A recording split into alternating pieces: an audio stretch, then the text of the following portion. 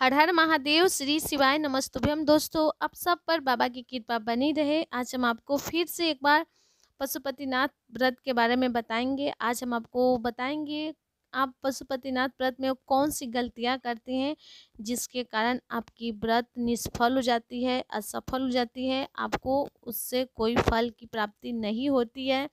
आप वो कौन सी गलतियां करते हैं, तो वीडियो में बने रहिएगा। चैनल पर पहली बार आए हैं तो चैनल को सब्सक्राइब कर दीजिएगा। वीडियो अच्छी लगती है तो लाइक बटन दबाइएगा। कमेंट में हर हर महादेव या श्री शिवाय नमस्तुभ्यम जरूर टाइप कीजिएगा। तो सुबह में जिस तरीके से हम आपको बताए हैं थाल लगाना है, उस तरीके से आप थाल सजा लीजिए। उसमें सारी सामग्रियां रख लीजिए पूजन की, जो महादेव जी की पूजन में लगती है, जैसे चंदन, हल्दी, गुलाल, अबीर, अक्षत, सिंदूर, फूल, पत्ती, बेलपत्र, पंचमेल, भोग लगाने के लिए रोली, मोली, चंदन, इस तरह की जो भी सामग्रियाँ लगती है शिव पूजन में, अभिषेक पूजन में, उस तरह की आप सारी सामग्रियाँ एक थाल में सजा लीजिए। और जो शाम की थाली हमें तैयार करनी होती है, उसमें आपको सिर्फ 2 सामग्रियाँ चाहिए। जैसे कुछ मीठा भोग लगाने के लिए खीर बना लीजिए या हलवा बना लीजिए, और 6 गोल बाती घी का दिया आपको चाहिए। तो दिया आप आटे का भी ले सकते हैं, मिट्टी का भी ले सकते हैं, तो जो आपके पास अवेलेबल हो वो आप रख लीजिएगा। लेकिन शाम के समय आपको थाली में यही 2 सामान रखना है। जो आप सुबह सुबह में जो पूजन करने के लिए गए थे मंदिर में, वो थाली ले आकर उसको साफ नहीं करना है, मांजना नहीं है। उसी थाली में जो भी सामग्रियाँ बची है आपको उसी तरह रहने देना है। और शाम के समय बस कुछ मीठा भोग लगाने के लिए और दिया रखकर आपको पूजन करने के लिए चले जाना है मंदिर में। तो ये हो गए थाली सजाने का सुबह शाम के। तो अगर आप मंदिर में गए हैं सुबह पूजन करने के लिए, तो सबसे पहले आपको मंदिर की सफाई करनी होगी, क्योंकि सुबह में सोमवार को ऐसे भी मंदिर में बहुत सारे लोग पूजन करने आते हैं। तो पूजन करने से पहले आप मंदिर की सफाई जरूर करें। शिवलिंग के ऊपर जो भी फूल पत्तियाँ समर्पित रहती है उसे आप हटाकर कहीं कोने में रख देना है, बीच में नहीं रखिए। अगर कोई व्यक्ति उस निर्माल को लांघता है या उसकी पैर पड़ती है तो आपको दोष लगेगा, इसीलिए उसको कहीं कोना में रख दीजिए जहाँ कोई आता जाता ना हो, किसी का पैर उस निर्माल पर नहीं पड़े।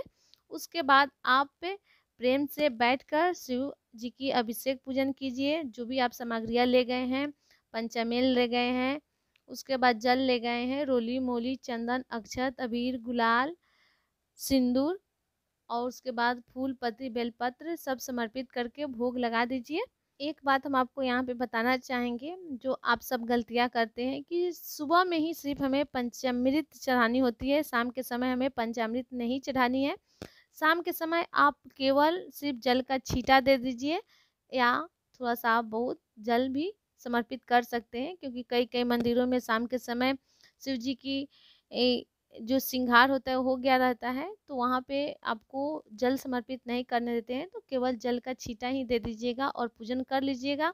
अगर आपके आसपास के मंदिर में आपको आज़ादी है पूजन करने के लिए, तो आप शाम के भी समय आराम से जल समर्पित करके शाम के भी पूजन कर सकते हैं। तो ये थी, लेकिन शाम के समय आप पंचामृत नहीं समर्पित कीजिएगा। हमने एक वीडियो में पंचामृत समर्पित किए हैं, तो उस ठंड का मौसम था जिस समय की पंचामृत पूरी तरह से सुरक्षित थी, सुबह में ही बचाए थे। अभी गर्मी का मौसम है तो शाम तक बहुत सारे उसमें चींटियाँ लग जाती है या फिर पंचामृत भी खराब हो जाता है, इसीलिए शाम के समय आप पंचामृत नहीं चढ़ाएं।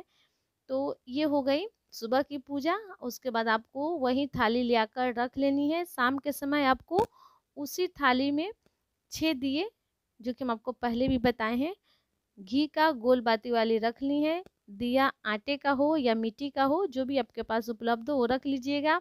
कुछ हलवा बना लीजिएगा। हलवा बनाते समय जितना आप कढ़ाई में प्रसाद बनाए हैं उस सारी प्रसाद आपको थाल में रखनी है। कढ़ाई में प्रसाद का थोड़ा सा भी भाग नहीं रखना है। आपको जितना भी बनाए हैं कढ़ाई में प्रसाद, वो सारे के सारे आपको थाल में रख लेना है। इसलिए आप उतना ही हिसाब से बनाएं जितना कि आप मंदिर में ले जा सकते हैं। ऐसा कई बार होता है कि बहुत ज़्यादा प्रसाद बन जाते हैं, तो हम घर पे थोड़ा छोड़ देते हैं और मंदिर में ले आते हैं, तो आपका प्रसाद ऑलरेडी घर पे ही 2 भाग हो गए हैं। तो उसे आप 3 भाग कैसे करेंगे? प्रसाद का इसमें बहुत महत्व है 3 भाग करने का। तो इस तरीके से आपको थाल शाम के समय सजाकर मंदिर में जानी है। जिस तरह आप सुबह में पूजन किए हैं उसी तरह आपको शाम के समय पूजन कर लेनी है। उसके बाद भोग का 3 हिस्सा आपको मंदिर में ही बैठकर करनी है। तो कोई 3 पात्र ले जाइए, कागज़ ले जाइए या दोना ले जाइए, उसमें 3 भाग कर दीजिएगा भोग का, जो भी आप ले गए हैं भोग लगाने के लिए, खीर या हलवा। तो 3 हिस्सा करके 2 हिस्सा मंदिर में रखनी है और 1 हिस्सा अपने थाल में रख लीजिए उठाकर। और जो 6 दिया आप प्रज्वलित करेंगे तो 6 के 6 दिया आपको मंदिर में रखनी है। 5 को जलानी है, 1 अभी नहीं जलानी है। 1 को उठाकर बिना जलाए थाल में रख लेनी है। और जब आप दिया जलाएंगे उस समय आप अपनी कामना बोल दीजिए बाबा से कि मैं इस कामना से, इस भाव से आपकी व्रत कर रही हूँ। बाबा आप इसे किसी अड़चन के बिना ही मेरा ये व्रत सफल कीजिए। आपकी कृपा से मैं ये व्रत कर रही हूँ, आपकी शरण में हूँ, मेरी कामना को पूर्ण करिएगा। इस तरीके से बाबा से विनती करिए। लेकिन आप एक बार फिर से देख लीजिए, 6 के 6 दिया आप जो ले गए हैं उसे मंदिर में रखना है, जैसे कि हम आपको दिखा रहे हैं वीडियो में उस तरीके से। कई बार होता है कि हमें मंदिर में 5 दिए जलानी होती है तो 5 ही रखते हैं, एक थाली में ही रहने देते हैं। नहीं, आपको 6 दिया मंदिर में रखनी है, 5 को जलानी है, 1 को उठाकर अपने थाल में वापस रखना है। भोग का 1 भाग आपको थाली में वापस रखना है मंदिर में से उठाकर। इस तरीके से आपको मंदिर में से 2 सामानें उठाकर अपनी थाली में रखना है। और जो छठा दिया है वो आपको अपने घर के दरवाजे पर जलानी होगी। घर में जब भी आप प्रवेश करें तो दाहिने भाग आपकी राइट हैंड साइड में दिए को जलानी होगी। तो वहाँ पर भी आप अपनी कामना बाबा से बोल दीजिएगा, जो कामना आप मंदिर में बोले थे, जिस भाव से आप ये व्रत कर रहे हैं वही कामना आपको घर के दरवाजे पर जब आप दिया जलाएंगे दाहिने साइड में, उस समय भी आपको कामना बोलनी है। तो इस तरीके से आपको पशुपतिनाथ व्रत करनी है। पशुपतिनाथ व्रत 5 सोमवार करनी होती है। तो आप 5 सोमवार इसी विधि से, इसी तरीके से आपको पूजन करनी है। कामना आपको पहला ही दिन बोलना है, बाकी के दिन आपको कामना नहीं बोलनी है। तो जब आपका 5वां सोमवार हो जाए तो आपको 5वें सोमवार के दिन आपको 108 सामग्रियाँ लगेगी। चाहे वो सामग्री में हो सकता है फूल, पत्ती या फिर चावल के दाने या मूंग के दाने, कुछ भी 108 आपको सामग्रियाँ लेनी होगी। एक श्रीफल, कुछ रुपया भेंट बाबा को देने के लिए। बस आपको उद्यापन में यही 3 सामग्रियाँ एक्स्ट्रा लगेगी। बाकी के जो सामान आप लगाते आए हैं 5 सोमवार से, उसी तरीके की आपको पूजन करनी है। सब दिए जलाने हैं और सुबह शाम के पूजन करने हैं।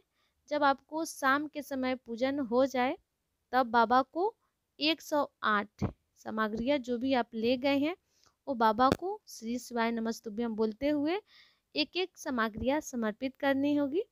तो इस तरीके से आपको 108 सामग्रियाँ समर्पित करने के बाद जो आप श्रीफल ले गए हैं, नारियल ले गए हैं, वो बाबा को टच कराकर मंदिर में ही किसी तरह की साइड में रख दीजिएगा। और भेंट ले गए हैं वो भी नारियल पे ही रख के कहीं बगल में रख दीजिएगा। यहाँ पे आपकी पशुपतिनाथ व्रत का उद्यापन होता है। यहाँ पे आप बाबा से कहिएगा, बाबा आपकी कृपा से मेरा ये व्रत सफल हुई है। मेरी जो भी कामना है, जिस कामना से आप किए हैं, बाबा से कहिएगा मेरी कामना पूर्ण करिए।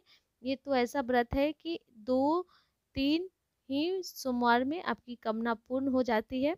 लेकिन अगर आपकी फाइल मोटी होती है तो गुरुजी कहते हैं बाबा को देने में थोड़ा टाइम लगता है, समय लगता है। तो 3 महीने के अंदर आपकी कामना पूर्ण हो जाती है। तो यह इस तरीके से आपको पशुपतिनाथ व्रत करनी है। और जो आप प्रसाद का भाग लाए हैं उसे आपको खुद खानी है। उसके बाद आपको भोजन करना है शाम के समय। दिन में आप फलाहार करिए, शाम के समय भोजन करिए। यहाँ पे आप लोग कुछ गलतियाँ करते हैं जो कि हम आपको बताना चाहेंगे, जिसके कारण आपकी पशुपतिनाथ व्रत सफल नहीं होती है। ये जो आप देख रहे हैं माँ पार्वती का स्थान शिवलिंग में, यहाँ पे आप लोग क्या करते हैं, भोग जो माँ शंकर जी को लगाते हैं, शिव जी को लगाते हैं, वो यहीं पे आप रख देते हैं। जो कि ये गलत है, क्योंकि यहाँ पे माँ पार्वती का स्थान होता है। यहाँ पे आप कुछ भी मत रखिए। यहाँ पे आप कोई भारी वस्तु नहीं रखिए। जैसे आप नारियल भी बाबा को समर्पित करते हैं उद्यापन में, पशुपतिनाथ व्रत में, तो नारियल भी शिवलिंग में टच कराकर कहीं साइड में रख दीजिए। यहाँ पे दिया भी नहीं रखिए।